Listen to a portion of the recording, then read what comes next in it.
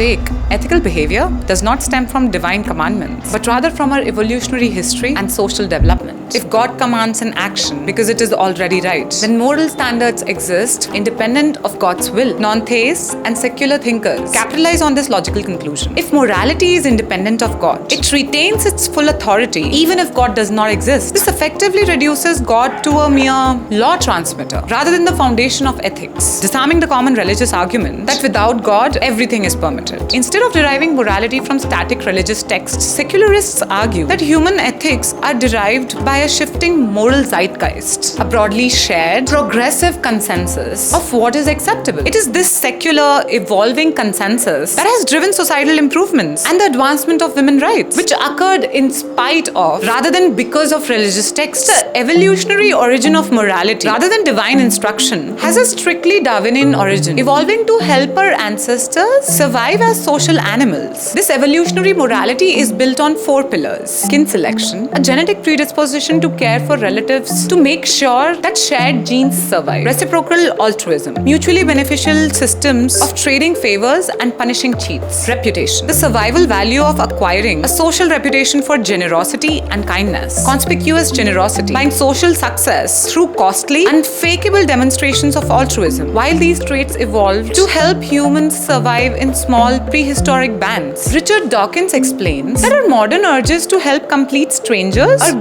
good Samaritan impulses, are essentially misfirings or blessed, precious mistakes of these ancestral rules of thumb. Furthermore, secularists point out that morality clearly predates religion. Non-human social animals such as chimpanzees, dolphins, vampire bats exhibit empathy and proto-moral systems that rely on troop rules and cooperation. Because these animals do not possess religion, it indicates that morality is an evolutionary trait that helps survival, which religions co-opted and pasted "God says so" onto. Secular empathy and universal moral grammar. Secular morality relies heavily on innate empathy, reason, and social contracts, the implicit agreement to cooperate for mutual social benefits. Research by Mark Hauser and Peter Singer supports this by demonstrating a universal moral grammar built into the human mind. When we are presented with ethical moral conundrums, such as the runaway trolley dilemma, atheists and religious believers make identical moral judgments. This suggests that our ability to distinguish right from wrong lies beneath the radar of religious awareness and proves that we do not need God to be good.